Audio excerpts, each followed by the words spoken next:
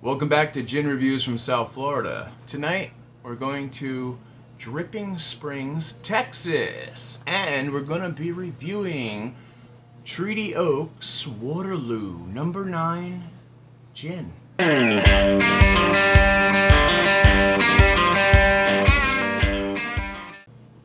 Distilled by Dripping Springs in Texas, coming in at 47%. Not too shabby. They actually filter their water through the limestone that occurs naturally. Isn't that cool?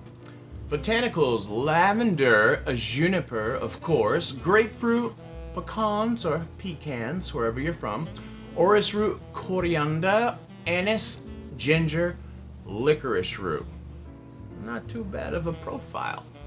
The flagship gin in our line had to embody the spirit of Waterloo. It had to taste like here in Texas.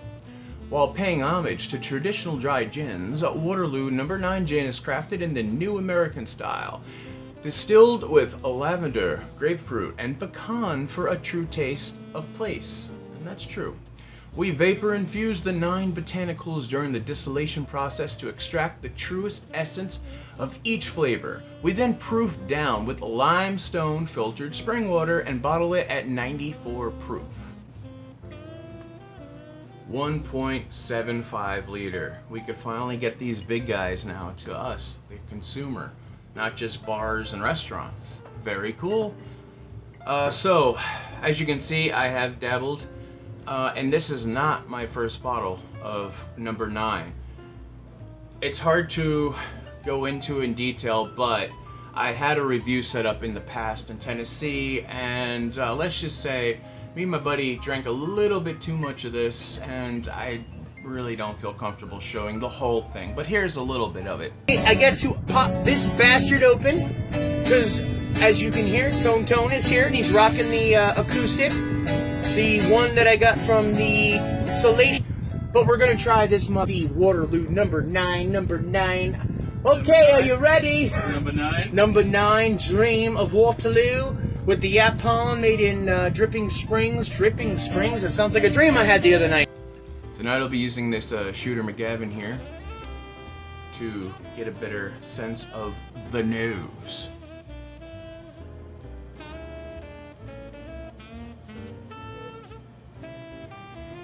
It's very classic on the nose. It's the junipers up front. There's a bit of spice in the back. There is citrus, but it's hard to decipher which citrus. You know, in fact, even though there is grapefruit in this, it almost smells like boodles. One last thing to do. Salute.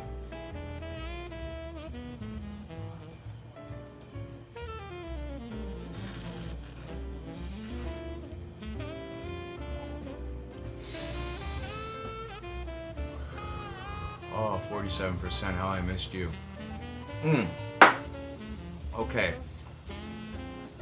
Front part of the palate is definitely on fire right now. It's numbing, it's tingly, it's not bad. There is bright grapefruit right away. The juniper is present. It's right with the citrus.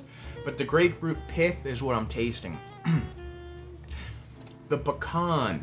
It's very interesting to have a pecan in your botanical build, but it is, as one would be eating a roasted pecan, it's almost a little salinity, and it has that nutty character that you would, you would think of when you think of pecans.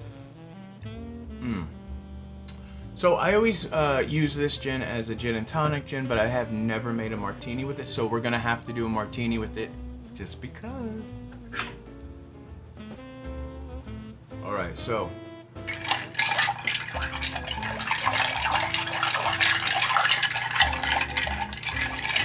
oh, the games we play in our minds as we twirl lights around in a glass, only to put the contents into another glass.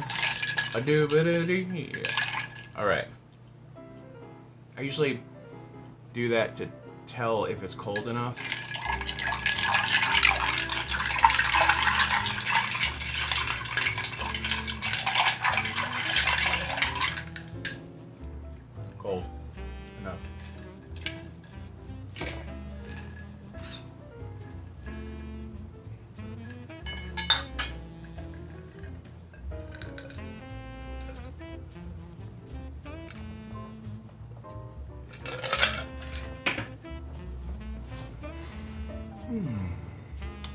to get out of this suit and into a dry martini.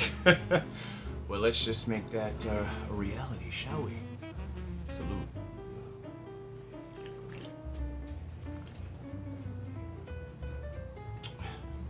It's amazing, but I forgot the bitters. It needs bitters. Now that happens occasionally, and it's okay to fix your cocktail. Now, if you're making cocktails for a group of people that you have never made cocktails before and you're kind of showing off, always taste your drink before you give it to them. I should take my own advice, but I'm making it just for myself, and yeah, that's when accidents happen. All right, so I always, if I have to fix a martini, instead of instead of putting it back into the glass with the ice to chill it down, I'll just add the bitters too and give it a stir. And the reason I do that is when I think that a martini is ready, especially when I do the spoon check with the temperature, I'm also doing a taste check in a way. But the taste is more so for the dilution of the water to cocktail from the ice. So I don't want to add any more water to this. It's perfect where it is. Salute. Seriously though, the bitters made this, it jumped, because I couldn't taste the grapefruit. And even though I have a beautiful little ribbon of lemon in there, which is expressed and it's been rubbed around the rim and blah blah blah, you know, all that, I wanted to taste that grapefruit in this. And I know that might be kind of strange to a regular martini drinker, or maybe it's genius, I don't know. See, to me, grapefruit is sour, but it's also really sweet. But when it's used as a botanical, it brings more of the dryness into the cocktail. And you know, I want more dry. I love a really, really dry martini. I've said it many times. And the orange bitters added with the grapefruit botanical actually brought the dryness level to the point where this is an absolute perfect martini. Texas Dripping Springs. You know, maybe you guys need to change the name of that town. I mean, it just doesn't sound kosher. I hope I don't get like edited here on YouTube for saying Dripping Springs, Texas. You can't, right? Who knows? You know, this gin, for someone who is a serious martini drinker, this is it's at 47%. Okay, so you're right where Beefeater used to be. It has the profile and the build of a beautiful London Dry, but there's just this little bit more on this, and the price point on this bottle.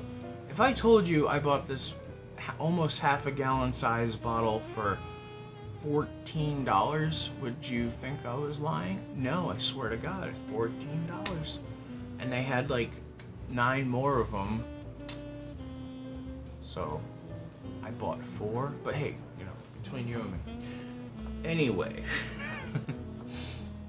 it's out there is what I'm saying. It's readily available. It's an amazing product. It's another one of those gins for here in the States. Showcases what our American ingenuity is all about.